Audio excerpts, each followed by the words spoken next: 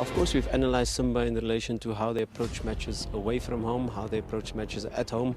And away from home, they've been playing in different structures. We're all prepared. We don't know how they're going to come. They've played a 5 defence line with RS Buchan. They played their normal 4-2-3-1 in certain matches. They played in a block. They played in a medium block certain matches. So how they're going to approach is one thing. How we're going to attack is really clear in terms of how we're going to approach the game. Our job is to score. Our job is to win the match, and that's the task at hand.